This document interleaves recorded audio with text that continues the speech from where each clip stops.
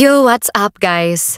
Balik lagi di channel paling santuy sealam semesta, Azura Ken, tempat nongkrongnya para ball lovers, tukang dribble hayalan, dan fans-fans klub yang selalu bilang musim depan juara.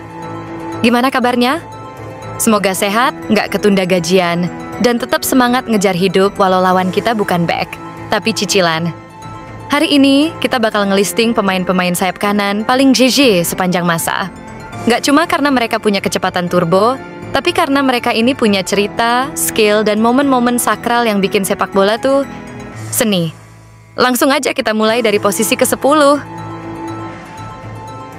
Oke, di posisi ke-10 ada The Egyptian King, Mohamed Salah. Bro, kalau lo bilang dia underrated, sekarang udah enggak. Dulu sempat nyasar ke Chelsea, alias numpang ngopi doang di bench. Tapi begitu pindah ke Roma, terus ke Liverpool, boom, langsung jadi pahlawan lokal Anfield. Dribblingnya tuh kayak wifi di kosan, susah ditebak. Kadang hilang, kadang nyambung, tapi kalau udah nyambung, langsung gol. Salah tuh bukan tipe pemain yang lebay gayanya, tapi statistiknya, gila men. Top skor Premier League berkali-kali, asisnya juga rajin. Bahkan dia tuh ngangkat Liverpool dari hampir juara jadi emang juara. Bawa Premier League, bawa UCL. Dan dia tuh masih main sampai sekarang. Siapa tahu di akhir karirnya nanti bisa naik ranking. Asal jangan pindah ke klub aneh-aneh ya bang. Next, di nomor 9 ada Arjen Robben, si raja cut inside. Bro, ini orang jurusnya satu, tapi kayak cheat GTA. Nggak bisa dihentikan. Semua back udah tahu dia mau motong ke dalam dan shoot pakai kaki kiri, tapi tetap kejebak. Kayak mantan yang datang lagi, lo tahu bakal nyakitin, tapi tetap diladenin. Karir dia tuh naik turun sih. Di Chelsea lumayan, di Madrid nggak terlalu wow, tapi di Bayern, buset, dia jadi raja di sisi kanan. Puncaknya ya pas dia cetak gol kemenangan di final Liga Champions 2013. Bahkan di timnas Belanda juga dia benar-benar jadi motor serangan. Sayangnya, dia tuh langganan cedera. Bisa dibilang Robben tuh bukan pemain flashy, tapi dia tahu kapasitasnya, dan maksimalkan banget. Respek sih buat abang satu ini. Nomor 8, masuklah. Mas Becks alias David Beckham. Ini pemain bukan cuma jago ngumpan, tapi juga jago nge-branding hidupnya. Gila bro, Beckham tuh paket lengkap. Tendangan bebas kayak sniper, wajah fotogenik, gaya rambut selalu update, dan ya, nikahnya sama Spice Girls pula. Tapi jangan salah, karir bola dia tuh bukan hasil endorse, tapi hasil kerja keras di lapangan Old Trafford. Beckham jadi bagian penting Class of 92, bareng Giggs, Scholes, Neville bersaudara, sama si botak Roy Keane. Gol tendangan bebasnya ke gawang Yunani di 2001 tuh kayak film.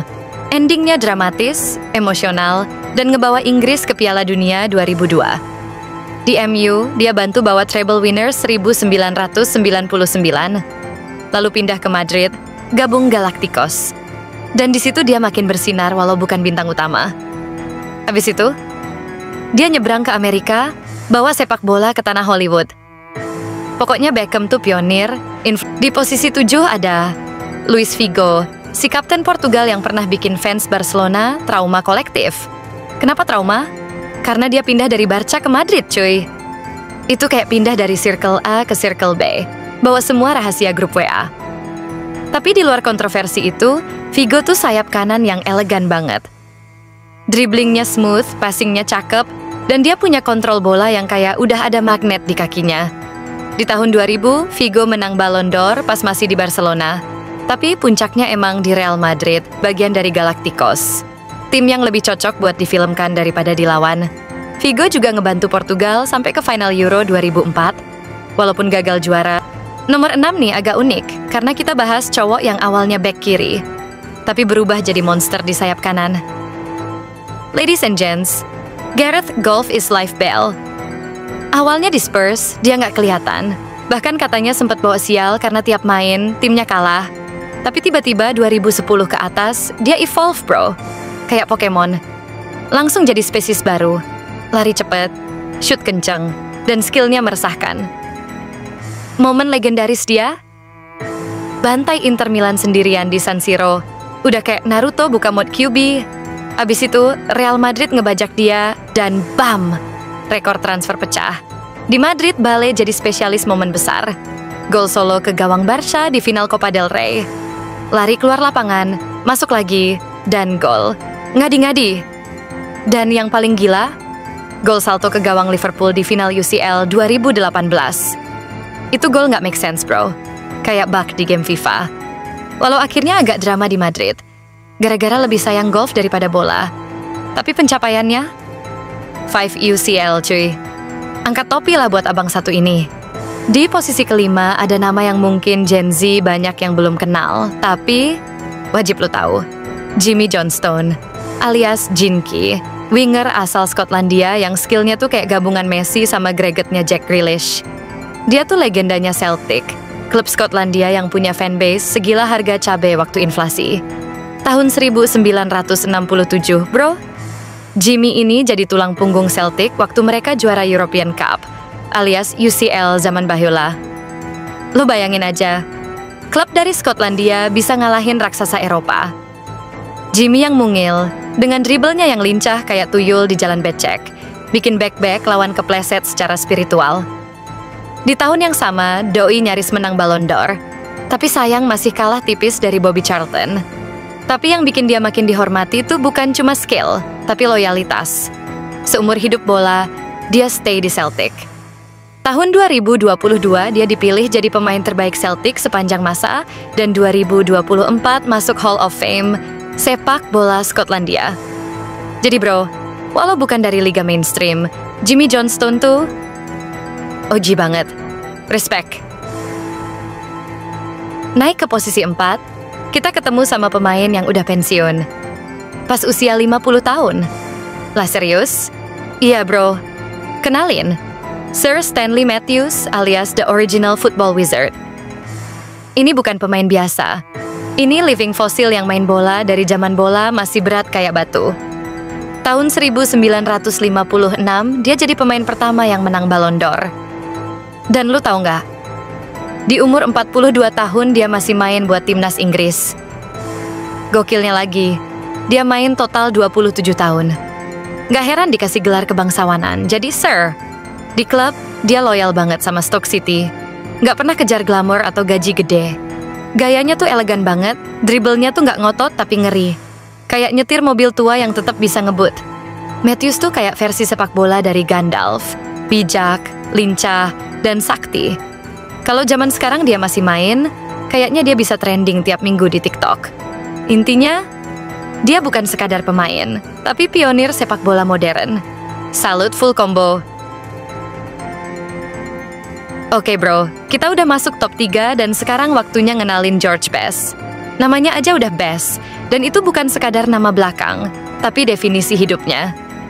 George ini legendanya Manchester United, tapi bukan yang kalem-kalem ya. Dia tuh kombinasi antara Messi, Maradona, dan rockstar. Dribblingnya bener-bener OP, kayak cheat mode. Tapi bukan cuma jago gocek, dia juga bisa nyetak gol segambreng. Tahun 1968, dia bantu MU juara European Cup dan menang Ballon d'Or. Sayangnya, hidup dia di luar lapangan agak chaotic. Mabok, pesta, cewek, you name it. Tapi di lapangan, pure magic bro. Bahkan Pele aja bilang, kalau dia orang Brasil, dia pasti udah dianggap dewa. Lu bayangin, pemain dengan karisma, flair, dan aura bintang, yang bahkan bikin fans rival diam kagum. Sampai sekarang, nama George Best tetap abadi. Nggak ada yang bisa kayak dia. Oke guys, siap-siap. Kita udah sampai di top 2 dan 1, alias puncak para legend. Ini dia dua sayap kanan paling gokil yang pernah nginjak rumput lapangan. Gak usah lama-lama lagi. Let's gas! Di posisi runner-up, kita punya Garrincha. Yup, ini dia pemain yang bikin semua defender nangis dalam sunyi. Dikenal sebagai The Little Bird. Bukan karena dia kecil doang, tapi karena dia gesitnya kayak burung yang baru dapat wifi 5G. Uniknya, kaki dia itu nggak simetris, bro. Yang satu lebih pendek dari yang satunya. Tapi justru itu jadi senjata utamanya. Dribblenya unpredictable, kayak plot twist film thriller. Dia main bareng Pele di timnas Brazil dan bareng-bareng ngebawa Brazil juara Piala Dunia 1958 dan 1622. Di tahun 1622, waktu Pele cedera, Garincha lah yang bawa Brazil juara. Dan Doi jadi top scorer sekaligus menang Golden Ball. Nggak cuman jago main, dia tuh karismatik banget. Fans sampai nganggap dia dewa lapangan. Walaupun hidupnya kelam di luar lapangan, minum, jatuh miskin, dan sakit, tapi di lapangan dia bener-bener kayak penyihir. Banyak yang bilang, kalau sepak bola itu seni, maka Garincha itu pelukisnya. Respect tinggi buat si burung kecil yang bikin Brazil terbang makin tinggi. And here we are guys, number 1. Udah nggak ada debat. Sang GOAT, sang alien dari Rosario, Lionel Messi. Walaupun sekarang Doi kadang main di posisi lebih tengah, semua orang tahu Messi tuh berangkat dari sayap kanan. Waktu masih remaja bau susu, Doi udah main buat Barcelona dan langsung bikin back lawan insecure. Dribblenya tuh bukan sekadar cepat, tapi elegan, lembut, kayak nyebur di kolam susu hangat. Passing, akurat banget. Finishing, klinis. Gol, bejibun. Assist, segunung. Ballon d'Or, 8 coy. 8. Dia bawa Barcelona dominasi dunia sepak bola. 4 kali juara Liga Champions, belasan La Liga, dan Copa del Rey. Terus, ketika semua orang bilang dia cuma jago di klub, boom, dia bawa Argentina juara Copa America 2021 dan akhirnya Piala Dunia 2022. Itu final lawan Prancis tuh bener-bener masterpiece. Bikin jantung dunia goyang. Messi itu kayak cheat code sepak bola. Nggak bisa dijelasin pakai kata-kata. Dari skill, karier, konsistensi, sampai pencapaian, nggak ada sayap kanan lain yang bisa nyamain. Makanya bro, pantas banget dia duduk di posisi puncak daftar ini. Nah itu dia guys, 10 pemain sayap kanan terbaik sepanjang masa versi Azura Ken. Gimana menurut kalian? Ada yang kalian setuju? Atau malah ada idola lo yang belum masuk list? Kasih komen di bawah ya. Kita debat santuy bareng. Jangan lupa like, subscribe, dan share ke teman-teman lo yang demen bola biar makin rame komunitas Azura Ken. Sampai ketemu di video selanjutnya guys. Stay safe, stay sporty, dan yang paling penting, jangan ghosting bola kayak Arsenal ghosting gelar. Bye-bye guys, salam bola dari kami, Azura Ken.